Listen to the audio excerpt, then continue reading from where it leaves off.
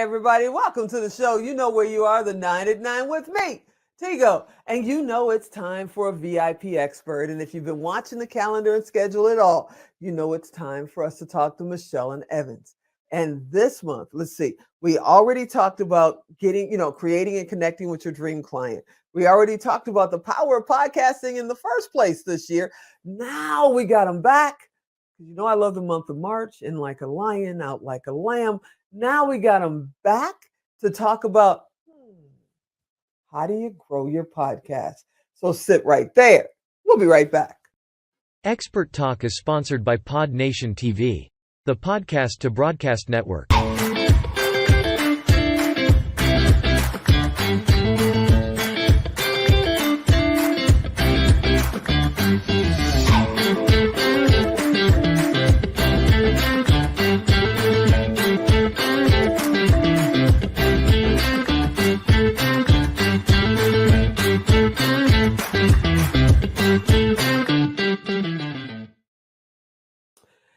Yep. I hear you. You say, Tigo, I started my podcast. I know who my dream client is. I've got all of 50 of them watching me or listening to me every time I go on. How do I grow this thing? I want to get to 1 million. I want to be like Oprah, what Evan said back in January. How do I do it? How do I grow my podcast? So you know what I did? Well, you know what day of the month it is. So you know what I did. I asked Michelle and Evans to come back and tell us just how to grow our podcast. Hey, y'all, how do we do this? Hey, Tigo, how are you doing? Hey. I'm good. How are you guys? Great. Love it. Thanks for having us here. Thanks for being here. All right, who's going to tell me how to grow this thing? I mean, if you have 15 loyal followings and you're really proud of them, half of them are your cousins, mom and dad, and friends and family. But how do you grow it, like publicly grow your podcast?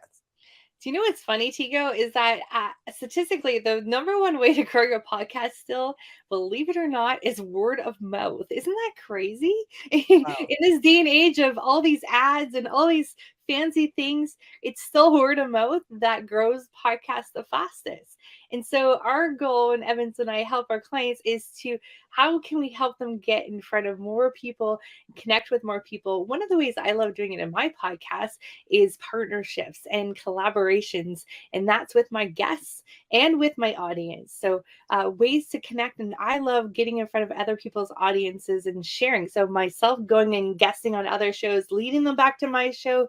Plus, when I have guests on my show, I love connecting with them and collaborating with them, maybe running a workshop, all sorts of great things. And in fact, that's how Evans and I met, was through a podcast interview 2 years ago. Now, see, I heard you guys met at the county fair. Just kidding. It's been a while since I've been to one of those. It's been a while. No, I was going to say, I love that too. And, this is sort of where I made my name, from the monetizing and the growth, because of the business I was in. We created a 7-figure podcast and then ended up selling the business, selling the podcast.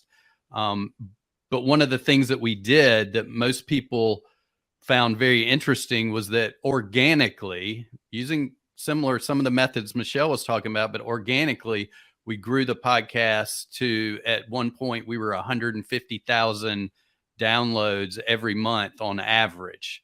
Nice. So eventually we got to like 4.5 million before I ended up leaving the show to go out and teach my methods, but it's all organic. And here's the thing that people won't tell you. Most people are focusing on the wrong thing, right? They're pouring water into a cup that has tiny little leaky holes. And as we know, that's going to take a lot of work to keep filling that cup and filling that cup. And what I'm talking about is focusing all your energy on social media.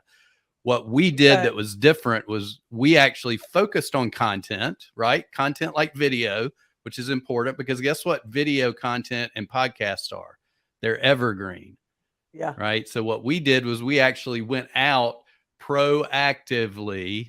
You have to be proactive. That's step number one. You can't sit back and wait for the Apple gods to give you listeners, right? You need to be proactive, like what Michelle was saying, but you also need to be proactive and think, where do my ideal dream clients hang out? Mm-hmm. And what we did was we actually created written content, put it in front of them, embedded our podcast episodes into that content, And guess what else? That was evergreen, just like the podcast, just like the video. And then we supplemented with social media, but creating ways social media is not primary. Exactly. Yeah. Right. Secondary, because it's like filling a cup that has holes in it, right? You're constantly, because when it hits the news feed in Facebook, if it doesn't get engagement, it drops off the face of the earth in no time. If it does get engagement, it still gets out of people's faces and they don't see it for a while. So you want to create assets that are evergreen, that will continue to grow over time, and they stay out there, right? Like Michelle said, getting on other shows, being interviewed on other podcasts, on the right ones that bring the right people to your show. All of that is evergreen. And over time, instead of having to keep filling your cup, you got to get bigger and bigger cups, because you're just pouring and pouring and pouring, and it keeps growing and growing and growing. I love that. I love that. So for a person who is sitting at home and they're going, I got a podcast. I started it when you guys talked about it. And I started out, I was doing it once a week. And then the baby got sick. And then I had something happen at work.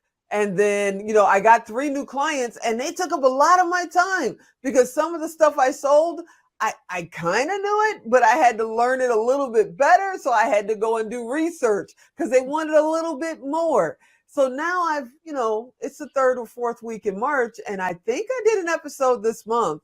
How important is it to be consistent and on time?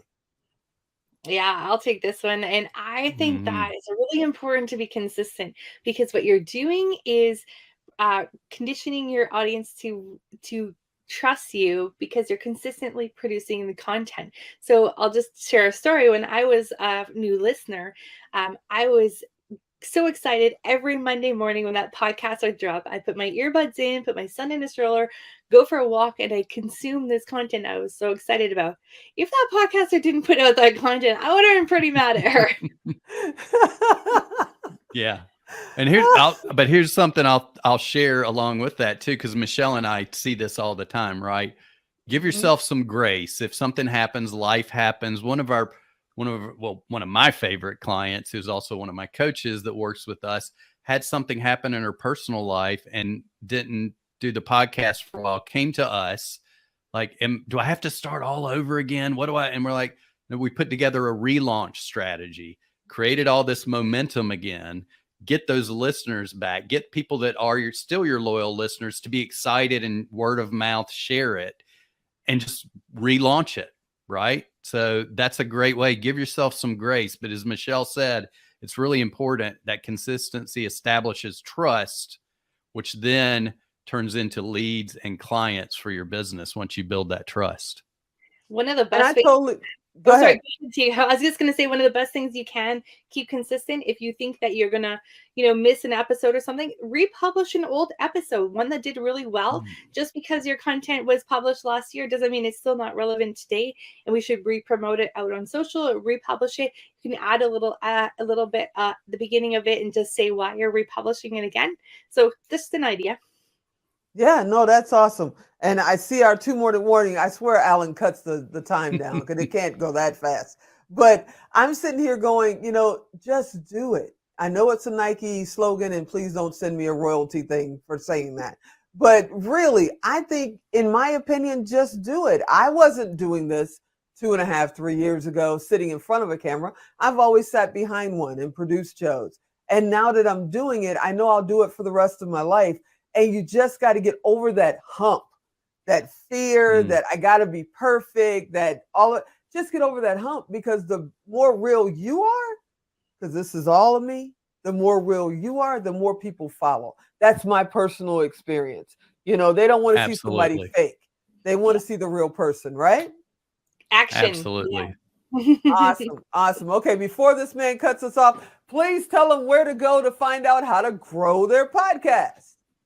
Well, as we've shared, every month we have this free masterclass where we teach you the podcast sales machine blueprint. We're going to help you share how you can get launched the right way with a sales process in place and a growth strategy.